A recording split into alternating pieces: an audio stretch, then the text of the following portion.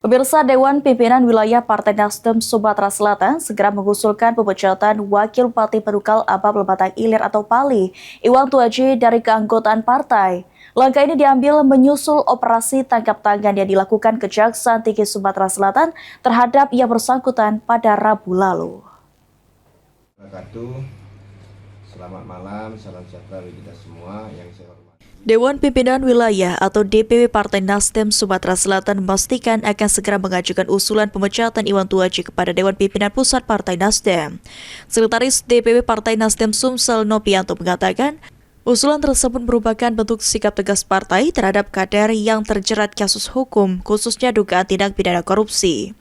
Selain mengusulkan pemecatan, Partai Nasdem Sumsel juga menegaskan tidak akan memberikan pendampingan hukum kepada Iwan Tuaji selama proses hukum berlangsung. Sikap tersebut merupakan bentuk komitmen Partai Nasdem dalam mendukung upaya pemberantasan korupsi yang dilakukan aparat penegak hukum.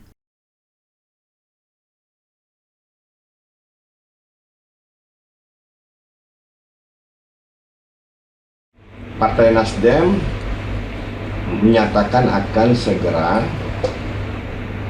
mengusulkan kepada DPP untuk melakukan pemecatan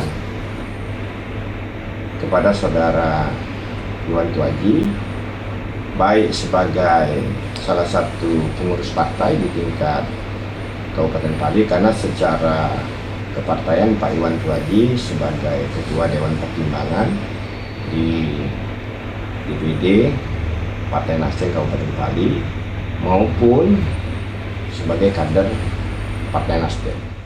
Partai Nasdem Sumsel menyatakan mendukung penuh proses hukum yang sedang dijalankan oleh Kejaksaan Tinggi Sumatera Selatan dan menyerahkan sepenuhnya penanganan perkara kepada aparat penegak hukum sesuai ketentuan yang berlaku.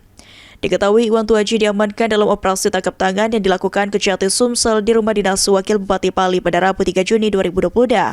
Hingga saat ini penyidik Kejaksaan Tinggi Sumatera Selatan masih terus melakukan proses penyelidikan dan pendalaman terhadap perkara tersebut. Tim Liputan PAL TV.